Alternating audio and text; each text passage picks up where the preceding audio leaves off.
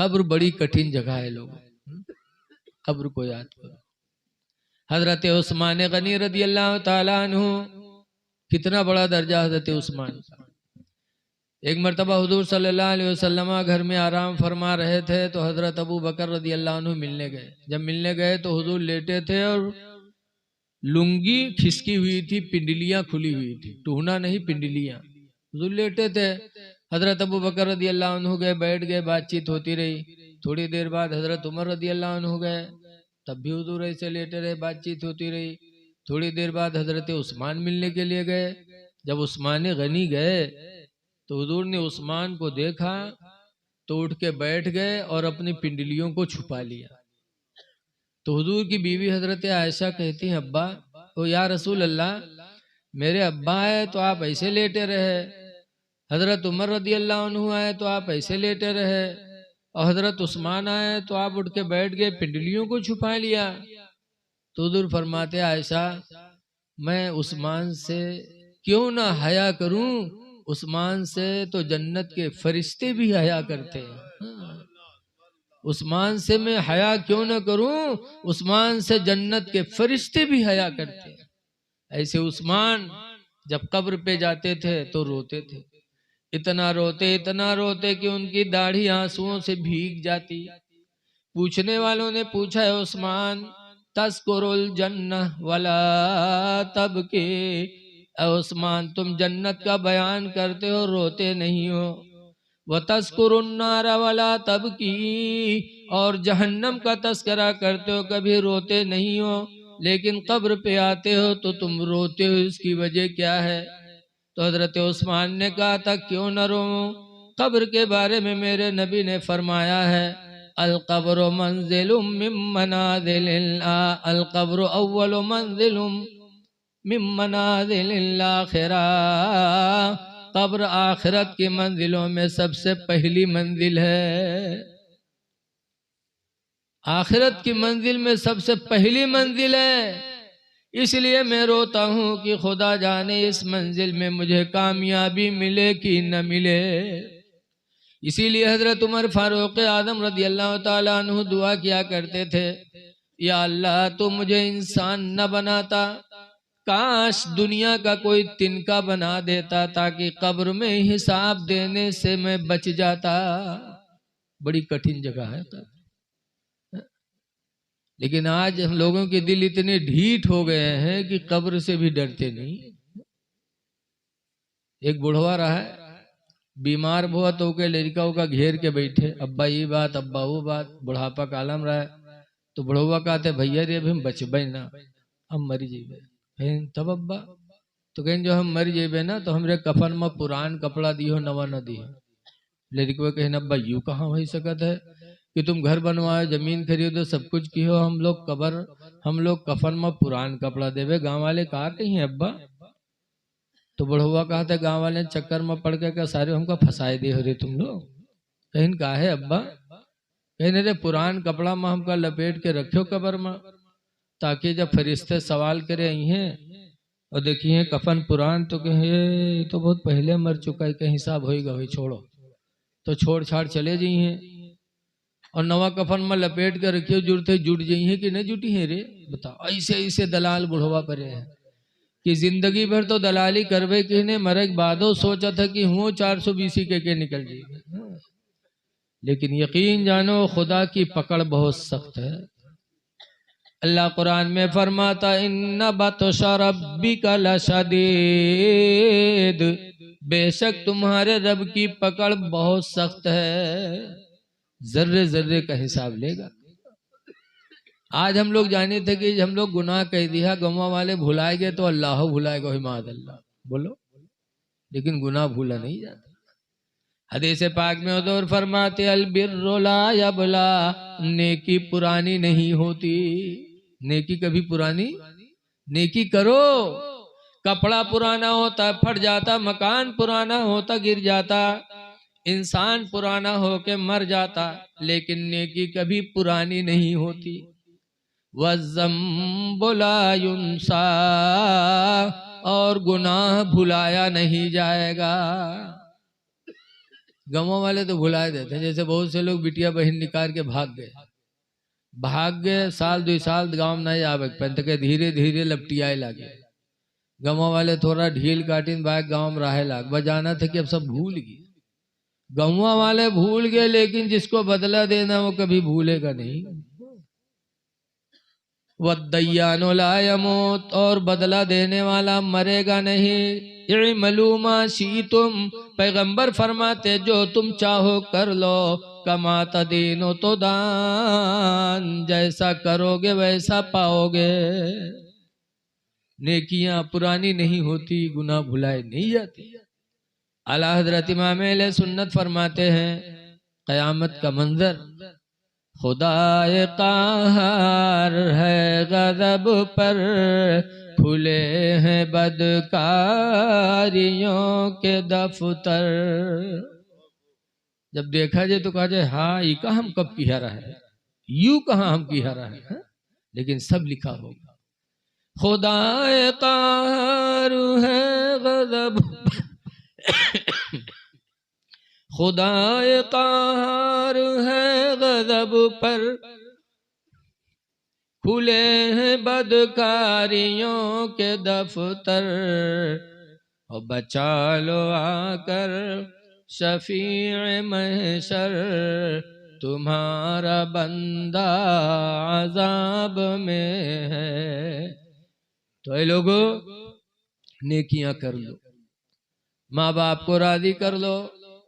मैंने कुरान की आयत पढ़ी, अल्लाह फरमाता है रब्बिरहमहुमा, ऐ लोगों मुझसे दुआ मांगो कि अल्लाह इन दोनों पर तू रहम फरमा। कमा रब्बयानी सगीरा, जैसे ये दोनों मेरे बचपने में मेरे ऊपर रहम करते थे, या अल्लाह इन दोनों पर तू रहम फरमा। तो माँ बाप के लिए दुआ मांगने का भी हुक्म है। एक जगह अल्लाह फरमाता उस्कुरुले वली वालिदैक, ऐ लोगों मेरा शुक्र अदा करो और अपने माँ बाप का शुक्रिया अदा किया करो। माँ बाप का शुक्र अदा करो। लेकिन आजकल माँ बाप का सब भूले बैठे। एक बात बताओ, माँ बाप के ताल्लुक से हदीस में आया है, हुजूर फरमाते इन्ना बन अबवाबुल जन्ना, बेशक बाप जन्नत का दरवाजा है। और माँ के बारे में आया इन्नल जन्नत तहत रिजलिहा, कि बेशक जन्नत माँ के पैरों के नीचे है। अच्छा, पीरो साहब के बारे में कहूँ लिखा है कि पीर साहब जन्नत के दरवाजा हूँ। हम तो भैया नहीं पढ़े वढ़े, हमारे हजरत इल्म वाले हैं, हो सकता उन्होंने देखा हो, लेकिन इस तरह सराहतन जैसे हदीस में बाप को जन्नत का दरवाजा बताया गया, मुझे नहीं मालूम पीर के बारे में बताया गया कि नहीं। माँ के पैरों के नीचे जन्नत है, हमने नहीं सुना पैर पीर के पैर के नीचे जन्नत है। लेकिन आज हम माँ बाप की तरफ तवज्जो नहीं करते, पीर साहब की तरफ दौड़ते हैं। हमने तो यहाँ तक सुना है कि मदीने के करीब एक साहब ने मिन्नत मानी कि अल्लाह मुझे शिफा दे दे तो मैं काबा की चौखट चूमूंगा। मिन्नत मानी, ठीक हो गए। तो हुजूर के पास आए तो उन्होंने कहा इन्नी नजर तो अनुक़ब्बिला क़बतल काबा, अल्लाह के रसूल मैंने मिन्नत मानी थी कि काबा की चौखट चूमूं। तो कहा अपनी नजर पूरी करो। कहा मैं मक्का नहीं जा पाऊंगा, मेरे पास पैसा नहीं कि सवारी से जाऊं, ताकत भी नहीं कि पैदल जाऊं, मैं मक्का नहीं जा सकता, काबा कैसे चूमूं। तो सरकार ने फरमाया था युरजी इला बैतिका, मक्का नहीं जा सकते तो अपने घर वापस चले जाओ। वक़ब्बिल क़दमै उम्मिका, और अपने माँ के दोनों पैरों को जाके चूम लो, अल्लाह ताला तुम्हें काबा की चौखट के चूमने का सवाब अता फरमा देगा। माँ के कदम चूमो। लेकिन आज माँ का कदम कोई नहीं चूमता, पीर के पैर चूमे थे। पीर का पैर चूमना है जायज? जायज नहीं। जिसको नबी फरमाते हैं उसकी तरफ हमारी तवज्जो नहीं, और पीर साहब का चूमे खातिर परेशान है। चूम ले बस।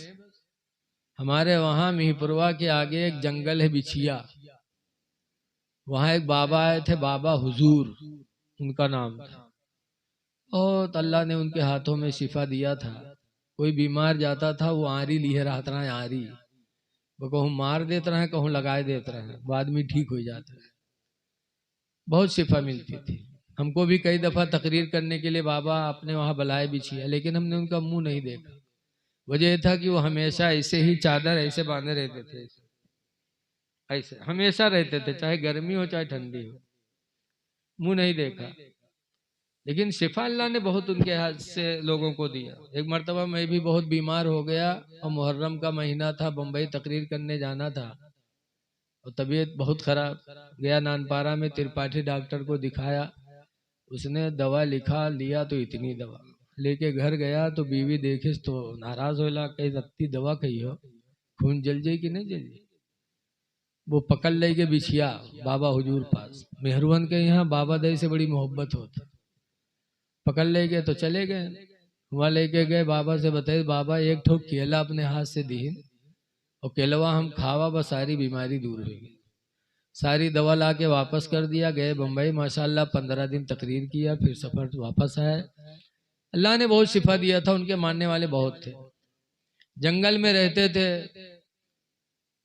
ऐसे ही टीन की मस्जिद बनवाई, टीन का घर। गवर्नमेंट ने मना किया, जंगल की जमीन पे कुछ कर नहीं सकते, तो उनके मानने वालों ने राय बोझा, इधर से जाओगे नानपारा के आगे राय बोझा पड़ता है, वहां पर 5 बीघा जमीन खरीद के लोगों ने बाबा का मकान वकान बनाया सब। फिर जलसा किया और ये ऐलान हुआ कि आज बाबा हुजूर बिछिया से हिजरत करके रायबोझा आएंगे। बड़ा मजमा, लाखों का मजमा, दिल्ली बम्बई सुल्तानपुर इलाके के बहुत से लोग, सब गए इलाका वाले, लाखों का मजमा। उधर तकरीर हो रही, नाते हो रही, सबके ध्यान वह रहे मिहीपुर वालंग कि अब्बे बाबा आवत हुई है, अब्बे बाबा आवत हुई है। इतने में हल्की से ठंडी रहे तो जलसा सुने, एक बुढ़ू आवत रहे, उन्होंने ठंडी की वजह से इसे रुमाल बांधे रहे, वहारे सावत रहे, बस लोग देखें बस जुट गए।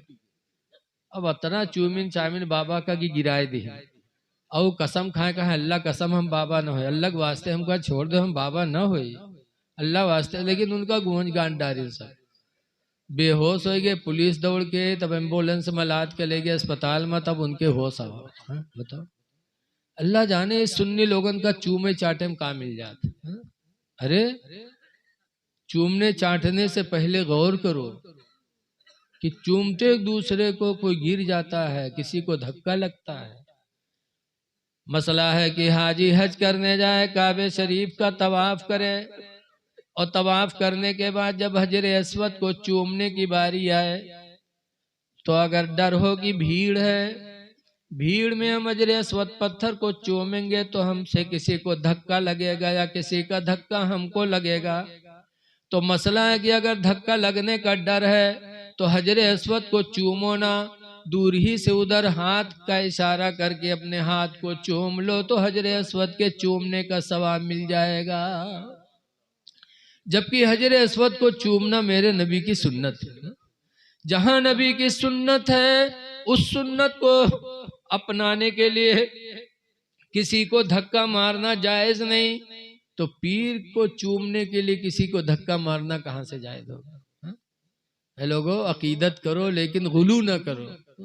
बस जो कोई आए वह दौड़ पर हो के पीछे। माँ बाप की तादीम करो, माँ बाप की खिदमत करो, माँ बाप राजी तो खुदा राजी। एक हदीस शरीफ सुनिए, फिर इंशाअल्लाह ताला जैसा वक्त होगा। हदीस पाक में अन इब्ने अब्बास क़ाला क़ाला रसूलुल्लाह सल्लल्लाहु अलैहि वसल्लम, हजरत इब्ने अब्बास से रवायत है, फरमाते अल्लाह के नबी ने इरशाद फरमाया, अरबअ 4 चीजें ऐसी हैं, मन उतियहुन्ना, जिनको ये 4 चीजें दे दी गई, फ़क़द उतिया खैरुद दुनिया वल आखिरा, तो उसको दुनिया और आखिरत की सारी भलाइयां दे दी गई। 4 चीजें ऐसी हैं जिनको दे दी गई तो दुनिया आखिरत की भलाई उसे मिल गई। वो 4 चीजें कौन है? नंबर 1 पर हुज़ूर फरमाते क़ल्बुन शाकिरुन, शुक्र अदा करने वाला दिल जिसको मिल गया। अल्लाह ने दिल सबको दिया, बगैर दिल के कोई नहीं है, लेकिन सबसे बेहतर भलाई उसको मिली जिसका दिल शुक्र अदा करने वाला हो, अल्लाह का शुक्र अदा करो। और अल्लाह के शुक्र अदा करने का सबसे बेहतर तरीका है पंजगाना नमाज की पाबंदी करना। उससे बेहतर शुक्र कोई नहीं है। शुक्र अदा करने वाला दिल, आज हमारी नमाजें छूट रही हैं। याद रखो हदीस पाक में नमाज को निशानी बताई गई, काहे की? हदीस में बैनल ईमान वल कुफ्री तर्कुस्सला, ईमान और कुफ्र के दरमियान में फर्क करने वाली अगर कोई चीज है तो नमाज है। नमाज छोड़ा तो कुफ्र किया और नमाज पढ़ा तो उसने ईमान को अपनाया। इसलिए नमाजें पढ़ो, खुदा जाने किस वक्त बुलावा आ जाए, किस वक्त बुलावा आ जाए। अल्लाह की नेमतों का शुक्र अदा करो। बहुत से लोग कहते हैं हम काहे शुक्रिया अदा करें, फलानवा तो 4 मंजिल बनवाए, हमरे एको मंजिल नहीं है। फलानवा 4 व्हीलर से चले थे, हमरे थे 2 व्हीलर भी नहीं है, काहे शुक्रिया अदा करें। अरे सबसे बड़ा अल्लाह का एहसान है कि अल्लाह ताला ने हमारे तुम्हारे जिस्म पैर हाथ को सलामत रखा है। यही अल्लाह का क्या कम एहसान है, शुक्र अदा करो। दूसरे नंबर पर सरकार ने फरमाया वलिसानुन ज़ाकिरुन, और जिसको जिक्र करने वाली जबान मिल गई। जबान सबके पास है, लेकिन जिसके जबान से जिक्र इलाही हो। आज हमारी माँ बहनें जो बैठती हैं तो हमेशा एक दूसरे की गीबत करती है। फलनवा के पतोइया ही मेर है, ढमकवा के मेहरुआ ही मेर है, उके बहिन ही मेर है, फस फस फस फस एक दूसरे की बुराई करिए। और कहूँ अगर पकड़ गई साखी शहादम बुलाई गई कि तुम काहे के बुराई किया रहा, तो कहे कोड़िहाय जी हम बोलबे नहीं किया रहा, फौरन कहे हम कोड़िहाय जी हम कहबे नहीं किया रहा, आंखें फूट जाए हम तुमको बोलबे नहीं किया। बहुत बड़ी झुट्ठिन होती। हमारे यहाँ मदरसा अजीजुल उलूम नानपारा के पास सोनारों की दुकान है गैर मुस्लिमों की। अक्सर नकाब वाली औरतें आएंगी पर्स टांग टांग के और सामान लेंगी। एक मरतबा एक नकाब वाली औरत सोनार से कहे धुका देखा ओखा देखा ओका देखा, वो 200 सामान निकालेला, वो एक सोने की अंगूठी उठा के पर्स में गप से धई ली। अब वो जब गिनीस तो देखी से एक अंगूठी कम, तो कहते एक अंगूठी कम है। कहते भैया हम नहीं जाने थे। ना तुम्हारे अलावा किसने लिया? कहीं भैया आंखें फूट जाए हम नहीं लिया भैया। कहीं देना पड़ेगा तुमको, तुम्हारे पास है, लिया किसने? कोई था नहीं, तुमको देना पड़ेगा, नहीं दोगी तो हम अभी तुमको नंगा कर देंगे। अंगूठी तुम्हारे पास है। जब वो सोनार इतना सख्त हुआ तब मजबूर होकर के उसने पर्स से निकाला। ये क्या तरीका है? ये इस्लाम की भी तौहीन है, मुसलमानों की भी तौहीन है। पर्स टांग टांग के चली है मार्केट में ही है। ऐ मेरी माँ बहनों, हदीस पाक में तो है वला तहजुरहा इल्ला फिल बैत।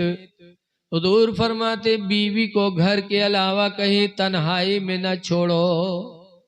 घर में बीवी को तना छोड़ सकते हो, बाकी कहीं तनहा न छोड़ो। यहाँ मार्केट में अकेले टहरा था पर्स टांग टांग के, तो फिर नबी की सुन्नत के खिलाफ हुआ कि नहीं हुआ?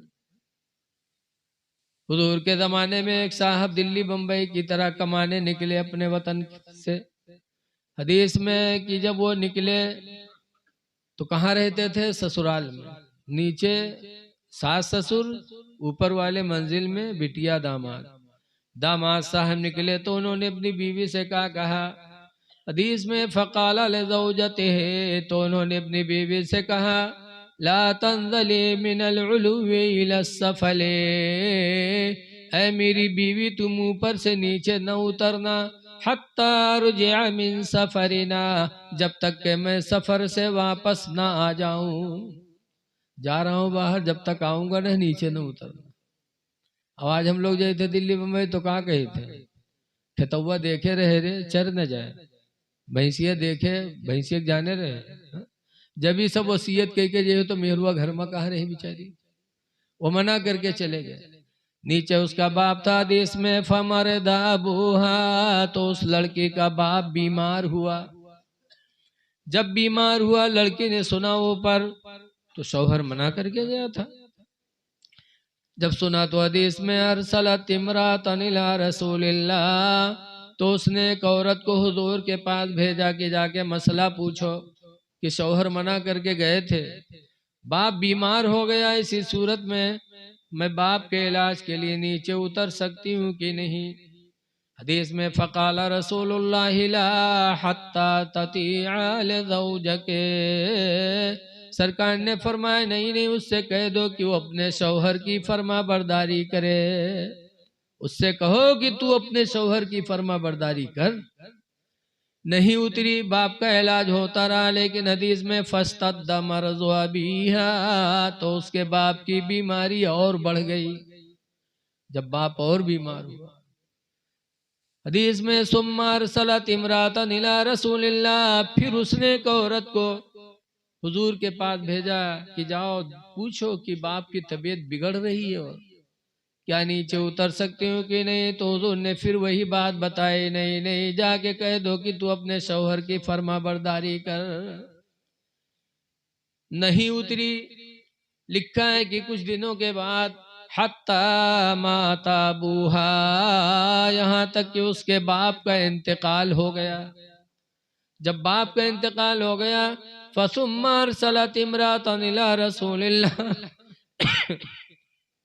तो उसने फिर एक औरत को हुजूर के पास भेजा कि जाके पूछो कि अब्बा का इंतकाल हो गया है, हमेशा के लिए मेरे बाप का चेहरा मेरी निगाहों से छुप जाएगा। क्या अपने बाप के चेहरे को देखने के लिए नीचे उतर सकती हूँ। फ़क़ाल रसूलुल्लाह ला हत्ता ततीअ लिज़ौजके, नबी ने फरमाया नहीं नहीं, उससे कह दो कि तू अपने शौहर की फर्मा बरदारी कर। नीचे नहीं उतरी। बाप का जनाजा तैयार हुआ, उसके जनाजे में हुजूर तशरीफ ले गए, सरकार ने नमाज जनाजा पढ़ाए, फिर उसको दफन किया गया। जब मिट्टी हो रही थी, दफनाया जा रहा था, तब गैबी आवाज आई है, कद गफरतुहु बिहसनाति बिन्तिही, मैंने इसको इसकी लड़की के नेकियों के वसीले से मैंने बख्श दिया।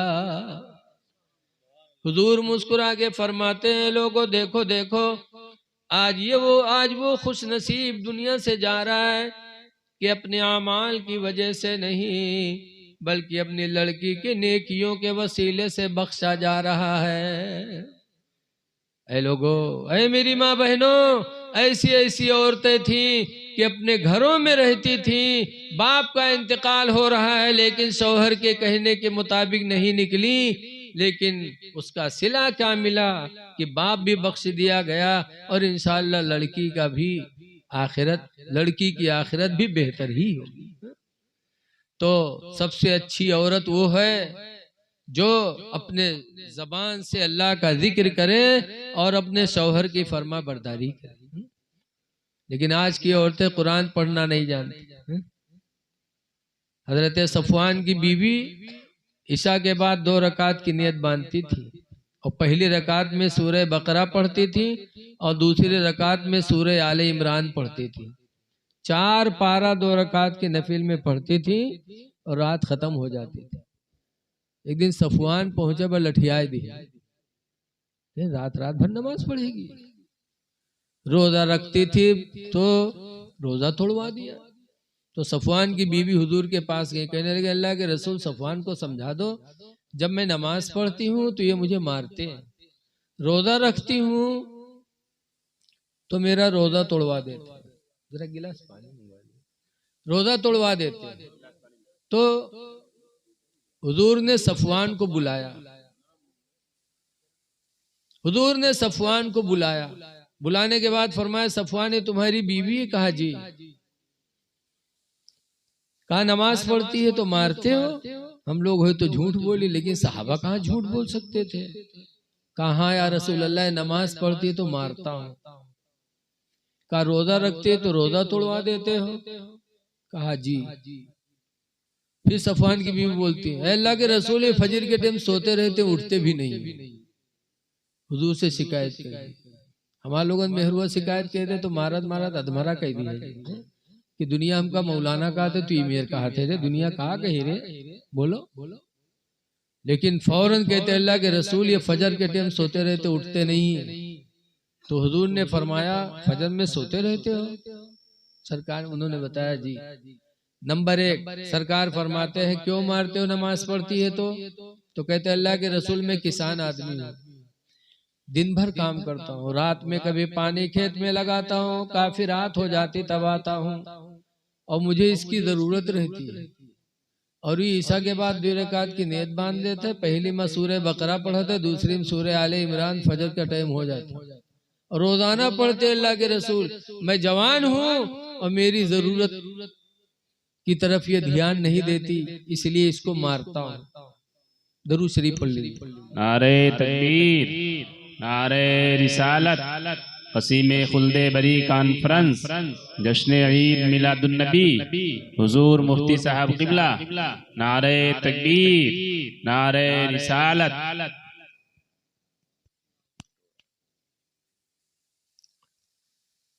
कहा अच्छा रोजा रखते, रोजा क्यों तोड़वाते हो? कहा अल्लाह के रसूल साल में सिर्फ ये 5 दिन रोजा नहीं रहती, ईद बकरा ईद और 11, 12, 13 जिलहिज, बाकी साल में 5 दिन छोड़ करके पूरे साल ये रोजा रखती। मैं जवान आदमी हूँ, दिन में काश्तकारी से आता हूँ, दोपहर में इसकी जरूरत पड़ती है, रोजा रख लेती, इसलिए इसका रोजा तोड़वाता हूँ। तो सरकार ने सफवान की बीवी से कहा सुनो ये तुम्हारा शौहर है, रात में इबादत करो लेकिन थोड़ी, और अपने शौहर की जरूरियात का ख्याल रखा। दूसरी, रोजा रमजान का रखा करो, रमजान के अलावा कोई नफली रोजा बगैर शौहर के इजाजत के रखना जायज नहीं है। जब शौहर इजाजत दे तो नफली रोजा रखो, शौहर इजाजत न दे तो नफली रोजा न रखो। फिर पूछा फजर के टाइम सोते रहते हो? तो कहा अल्लाह के रसूल हम किसान आदमी हैं, रात में कभी देर में आए तो सो गए, आंख नहीं खुल पाती अल्लाह के रसूल। तो सरकार फरमाते ठीक है जब बेदार हुआ करो तो पढ़ लिया करो, वक्त रहे तो अदा, वक्त ना रहे तो कदा। मेरे नबी ने लानत मलामत नहीं की। बताओ अब आज अगर इमाम साहब के फजर छूट जाए तो फांसी के अलावा सारी सजा सब हो जाती है, पूरे गांव बदनाम। बताओ अरे लोगों वो सहाबी थे, छूट गई फजर तो सरकार फरमाते आंख खुले तो पढ़ लिया कर।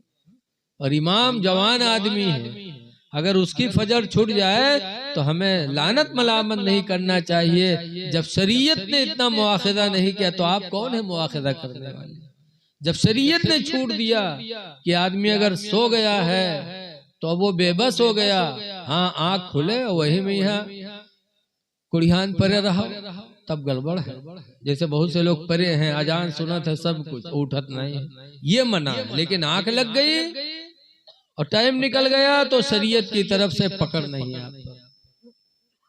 बहरहाल कहने का मतलब यह है कि हमारी माँ बहनों को भी अल्लाह ने जबान दिया है तो जबान से जिक्र इलाही करें। जल्दी जल्दी 2 बातें और सुन लीजिए। तीसरे नंबर पर उदौर फरमाते हो बदनुन अलल बलाए साबिरुन, और ऐसा बदन जिसको मिल जाए जो बलाओं पर सब्र करे। मुसीबत आए बदन पे तो सब्र करो, इंशाअल्लाह दुनिया भी अच्छी होगी आखिरत भी अच्छी होगी। लेकिन आज थोड़ी सी मुसीबत आवत है वह हम लोग घबरा जाते हैं। जहाँ तनी बीमारी परेशानी है वह फौरन कहे अल्लाह उठाए लो, या अल्लाह उठाए लो। मेरे कहे वाले झूठे होते, कोई मरना वरना नहीं चाहे। मौलाना अबू नूर बशीर ने सच्ची कायद में लिखा है कि एक बुढ़िया रहे कि अक्के लड़का बीमार होगा तो रात भर बुढ़िया कहा या अल्लाह हमका उठा लो लड़को ठड़ियाए दो, या अल्लाह हमका उठा लो लड़को ठड़ियाए दो। रात भर बकते पड़ोसी सुनत सुनत हो गए आजिज। भाई एक दिन एक रात पड़ोसी उठा और काला कंबल ओढ़ी सो बुढ़िया पर खौखिया एक दौरा। वह बुढ़िया खटिया से कूद के भाग तो हरे लंग दौरा उका तो कहा थे भैया कुआ कुआ, रुक हम मलकुल मौत हुई रूह निकाले आए थे। तो बुढ़िया कहते हैं भैया हम नहीं बीमार हैं भैया, वो लड़कवा बीमार है भैया, लड़कवा वहां लेटा भैया, हम बीमार नहीं, लड़कवा बीमार।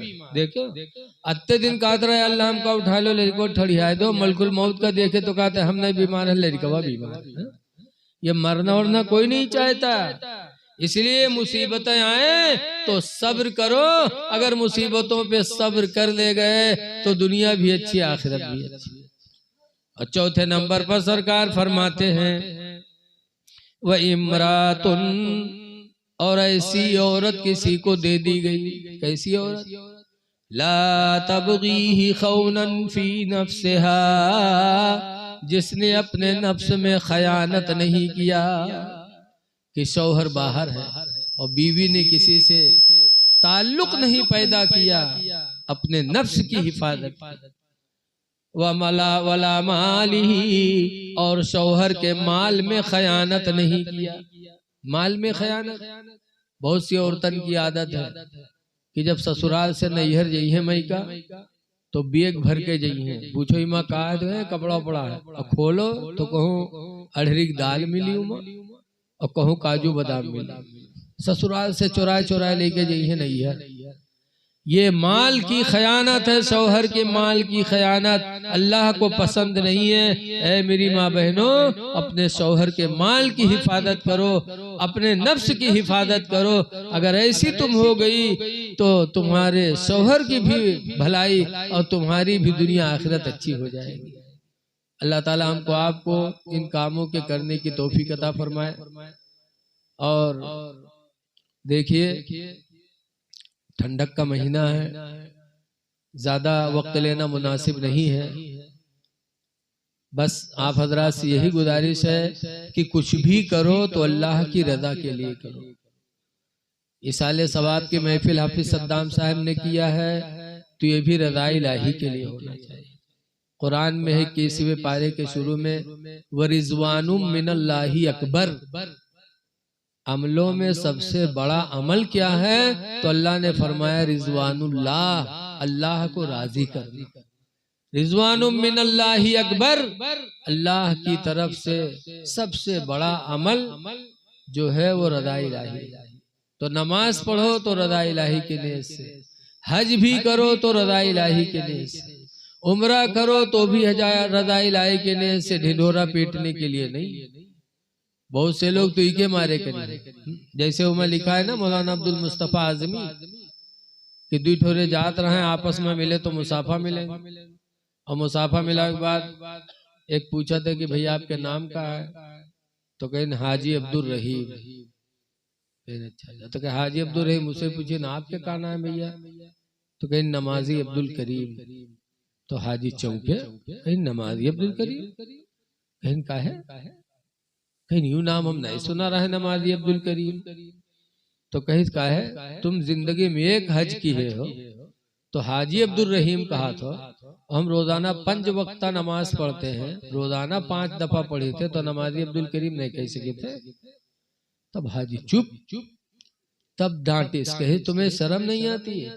मैंने नाम पूछा था तो अब्दुल रहीम बता देता, हाजी क्यों लगाया? इसका मतलब तुमने हज इसलिए नहीं किया कि खुदा राजी हो, हज इसलिए किया ताकि दुनिया में तुम ढिढोरा पीटो, रज़ा इलाही की नियत हो। इसीलिए हाजी का दर्जा बहुत बड़ा है। अल्लाह तो